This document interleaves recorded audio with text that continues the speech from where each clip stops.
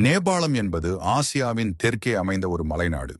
இது வடக்கே சீனா, திபெத் மற்றும் தெற்கே இந்தியாவால் சூழப்பட்டுள்ளது.